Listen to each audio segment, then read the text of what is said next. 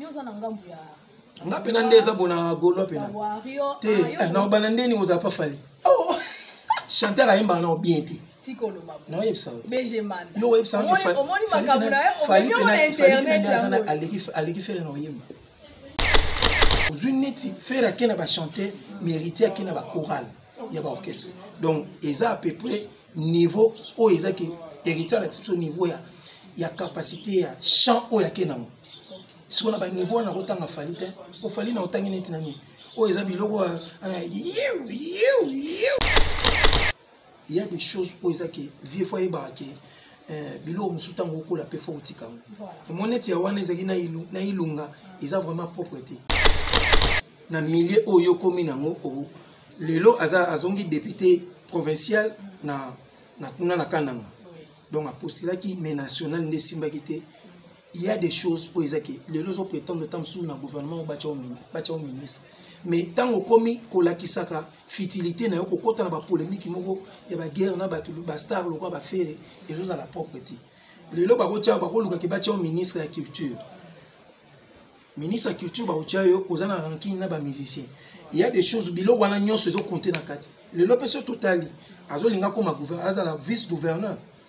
Est-ce que ba ko pese chance wana? Peigner les lois à Zosala et Barake, oh Yazosala, à Obukango d'une manière. Mais aïe Barake, ou en a pas basal Nzambe. Tant qu'on y a ce yozo le Salaka, l'équita pour nous déstabiliser Bango, Nzamba Zotomo la Bango, pour Bazo Sala Monsala et Nzambe, Bazo servir Nzambe, Nzamba au protéger Bango d'une autre manière, et puis yo, Nzamba au frapper. Yo Sala quand même bien, parce que côté pasteur Mike Kalambay, ce est polémique, côté il y a pasteur. Moïse Mbiye, celui polémique est allé à côté à musique et au salon quand même bien. Coucou à tous, c'est Letty Massengou, la ministre internationale, toujours dans votre émission Analyse et commentaires sur Libanga TV, émission Oyo par rapport à l'actualité. Alors aujourd'hui, en tout cas, j'ai beaucoup de plaisir de recevoir mon confrère de longtemps. Depuis Betty Massengou banda boulot au 2007 na Canal Futur, donc na eba et BG Manda. Donc en tout cas côté pe masolango internet va lobby, donc il dit baté quoi. Tous en émission. Bonjour BG Manda. Ah, bonjour. Boni. Qui mes amis? En tout cas, BG Manda, na mais un peu comme ça la moi historique muké à BG Manda, au banda na chaîne le banda no chaîne. To bandina, to na Zakari. Zakari Baba Suedo. Ici ka opé ba to ba. Là la Berthe Jonga va pas tuer filles. Pas tuer filles. Ba Kinshasa, ba Ken Piana, Jean Flix ba Sassal, ba Magloire Kembo, tout ça là bango ensemble et après to bandoyer au ça fait ba émission la Canal Futur. Donc après on a tout qui n'est pas facile, ainsi de suite. Voilà. Et si quand on va bien vraiment, donc vous avez vraiment petit à Zakari Baba, so même les lobeli, même na courage, donc en tout cas dans les bons écoles, les lots ça sous la facilité. Oui, on a sauté. Ça fait 2 ans.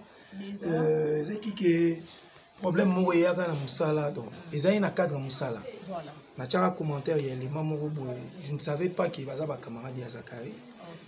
Bisonga salaka musala ndé to salaka ba master mi balé moko bimina mosa muninga esali ke caméraman pour à l'époque nous a dit superviseur caméraman qui ndoko filmer ndé nini ba famille bazo bimisa mwasi ya ndeko na bango abimena camarade ya ndeko na bango wana donc ba obimisa bilo pona oketike pa mobali wana bimena mosa ndeko na bango commentaire oskonga na tia wana na kati. Voilà.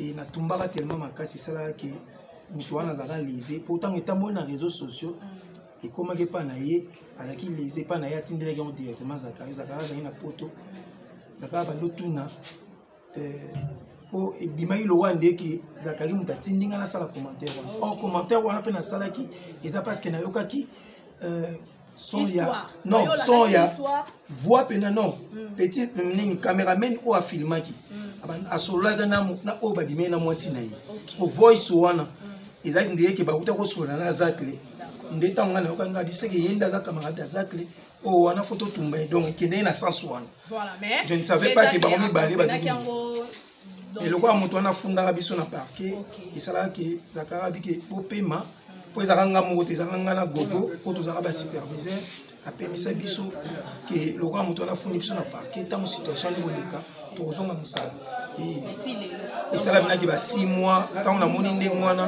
le quoi madame pas zanga na zemi naza moto fa na luka chemin ça dit que donc voilà na yeko lukanzela na ngai lelo na chaîne ya Junior de Malemba na magazine point show. OK, en tout cas c'est bien. Donc dans les bons, je pense que vous comprendre le parcours, il y a invité Nabiso, BG Manda. Ah donc voilà. Aïe. Donc OK là mais tout le temps on a actualité parce que Moïse Mbi on est à 21. Parce que Mike le 27 juillet. Mais par concert on a battu on belango surtout yo bena sepelara. Donc on peut ça ma commentaire ça la moi bien. Oh non te zapena bien na ezana cadre surtout bimi na cadre qui na kombo Yesu en tout cas to kokako ça la différence de bango te pour bango nyonso ça le kumu nzamba mais surtout zongi na côté ya musique to mona bina que côté ya musique concurrence na bango yo ça la quand même bien parce que côté ya pasteur Mike Kalambay so ba tchepe polémique côté pe ya pasteur Moïse Mbiye, celui polémique ezali na côté ya musique et au ça quand même bien. Mais na côté où ezaki il y a le kumo toujours ya nzambe to kolba toujours que musala bango ezaki na bien. Donc on a ko lukate na kabola bango pour bango tout ba servir nzambe kombo ya nzambe ndeza ko yeza. Mais ba tout ba lo ba solo ba plein. En réalité parce que ça musique. Voilà. Le ko la tozo beta musique tant monta komi na point que abeta na stade des martyrs. Azako s'attendre qu'il y a un public belé. Parce que stade des martyrs par exemple bangonde bazana pasteur bazana ba église na bango bakoza à peine à 2 cultes 3 cultes bazana au moins tam sur na 2000 personnes mais sikoyo et ça dit que na 2000 personnes wana ils a raté que chaque ils a raté que ba 500 bango na culte moko ils a raté culte boisa na 2000 culte boisa na 2000 tant azako s'attendre que oui à fois ça la activité na stade des martyrs a ebiki na ba culture wana nyonso ba baboya et puis évangélisation pour na komba Yesu ça toujours les pousser. Voilà. En tout cas, merci beaucoup BG Manda. Mais ils ont des lots comme moko ba tuba o déplorer le comportement ya ex-femme ya pasteur Mike Kalambay donc mama bana nae na ndenga zo koma na ba page nae na ba Instagram nae donc ba liste ya basi au pasteur Mike Abimana ba kwa tanga ba maman Deborah Lugalu atanga ba maman Sandra Mboui atangi tala ba sebele ba kombo ebele ba Joël ba nani bino kona nyonso wana o sala na nini ce qu'on gagne na otune ce qu'on tanga zo lo banga lo bango intention ni intention ni na lo belango ya ko salir frère Mike et pasteur Mike ou bien ya ko salir ba sœur wana po ba bimana pasteur Mike et là au monde on lo batoza batu il faut eba ki nzoto ya moto eza na faiblesse quel que soit faiblesse na bango o ba ko za no to mona même na kata Bible nzamba lo baki David azali l'homme selon le cœur de Dieu mais azara au moins na suki 700 femmes suki 700 Salomon on comprend donc c'est-à-dire que to ko juger ba sali na nzambe ka te pour abimina basi boy. Voilà. On comprend parce que et logo nzamba tia na kati na bango so nzamba permettait que bako ya na faiblesse tam su ya wana ne balobaka 6 fois les symptômes 7e fois Dieu les relève.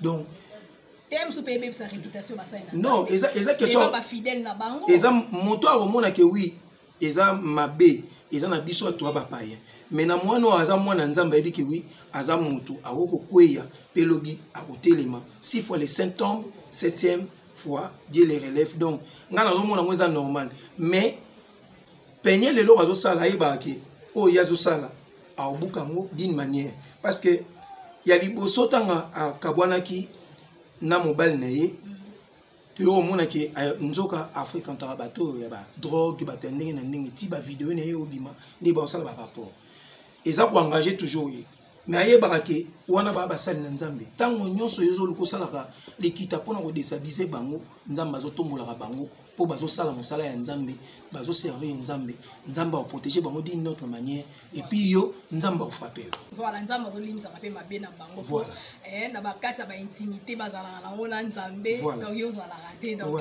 voilà et ça la ba mabe musuba to musuba lobela biso mais tangu oh mutafuka mara osenga bolimisi na nzambe yo zala raté donc voilà faire rigolo au beta Adidas Arena déjà d'ici là lelo ndeto lo baboye orchestre ils ont voyagé déjà donc ils ont voyagé lelo lobi ba ozala na France et puis bazo préparer malamon makambo donc héroïne na mabe parce que wana za maman événement il y a un niveau musical et musique ils ont ngamba mon poto avec Ferrego là oza qui a sa dimension non on a ça qui on va les contrer un peu Ferrego là na vie na au moins dans Adidas na mon Adidas les jeunes doivent faire bêtis Adidas il y a une actualité bon ça qui na mo ba guerre na vie na ozaki o abeta ki ilunga bêtis feza klimbata et ke bozongi boy umbutu no kota ki na kati wana bon omoni biloko wana ezaki na biloko musunga na epsala même vie na ngana kana TV boy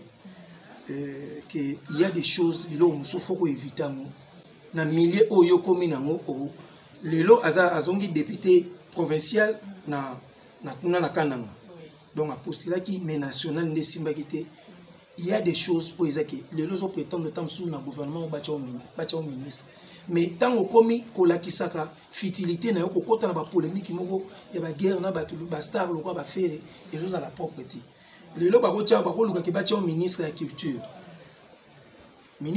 ba kotia yo ozana ranking na ba musicien il y a des choses bilo wana nyonso zo compter na kati lelo peso totali azo linga comme gouverneur azala vice gouverneur est-ce que ba ko pese chance wana il y a des choses pour ezaki vie fois ebake bilo musuta ngoko la pe fo utika voilà moneti ya wana ezaki na ilunga eza vraiment propreté mais lokola yemo na ba vidéo na yana kuma olobaki makambo na to ko tarate nakanga munoko na baki makambo li solo na ye so eza matali makambo na ye na olobaki donc na se limita wana po tango oloba réponse na moto ko interpréter on ndenge mususu voilà c'est que ça là bango pe bien moi besoin il y a ça na besoin na mo abiki oui azo tester na landa ikana ba vidéo na abiki azo tester popularité na ye oh popularité ezana na biloko eza positif mais so ekomi na iloko eza négatif ba dénigrer yo ba insulter na ba degré wana même nga nazaki choqué po ezaki liboso tanga sala ngo na senga ba bolo pardon pour nango mais na yo comprendre que ndie yemo kaza na besoin na ngoti je laisse voilà en tout cas c'est bien yo za na ngambu ya nga pena ndeza bona golo pena te na bana ndeni oza pa fali oh chanter aimba na bien te tikolo babo na yebsa BG man yo yebsa omoni makabuna o benyo na internet aleki fere na yemba poti seconde eza bo fere ao ke no sisa makamo ba arena tout ao sangisa liboke ya ba arena tout fali beta fere squad ke corrigeango et puis malamoto sisi makamo wana ya beta asuma solo ba arena te pour wana za star international lelo star international ba yebake azape na sponsor moko ya griffe munene le roi Adidas fali de pas bota mana azwa griffe bon te a signé contrat aibi ata makamo niveau nezate donc avant na niemoko azala ne faire la beta musique et puis à se corriger bien avant na niema kasi niveau nezate na faire ye obika okene mikolo na bato fini on a ça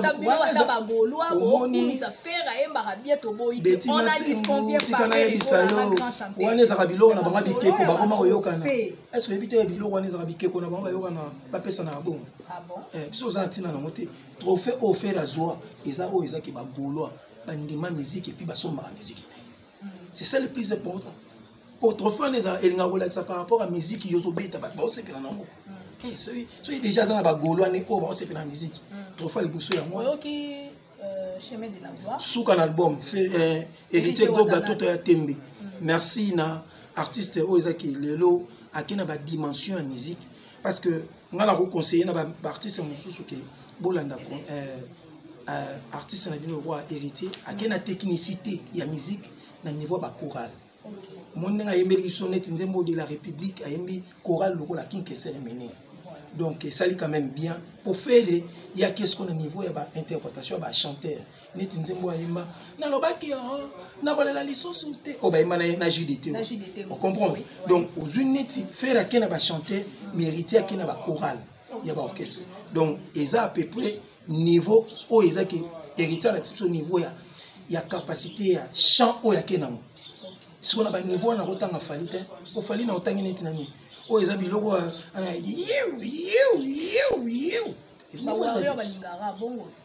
balingaki bongo na ndenge akifo chanteur nasepela na bango mpo bongo mais na niveau ya musique ntango totanga bagrand chanteur fali totangaki te po ye meme nde eza na déplique aleki ye déplique aleki mosika kutu so na tiele nde vibratoire aotangisa ekour eza na problème tokosimba mpe kisi te oke osimbi kisi osali succès te mpona kolakisa ke niveau na niveau motu na moto azalaka na niveau na ye te mikolo nde eza faire egola nzambe ya bayembi yeka bolonina grand prêtre oyo eza ke guide ya musique ndenge na obenga de sa génération. Voilà, merci beaucoup BG Manda. En tout cas, c'était un réel plaisir de vous recevoir dans cette émission. Donc, l'émission a bien analyse et commentaires. Donc, BG Manda m'a engagé sa point de vue n'est en vouloir. Il y a le bien à vouloir. Donc, voilà, ce que je fais rigola à l'idée Arena. Alors, pour tout cas, on numéro contact. Quand nous sommes voilà.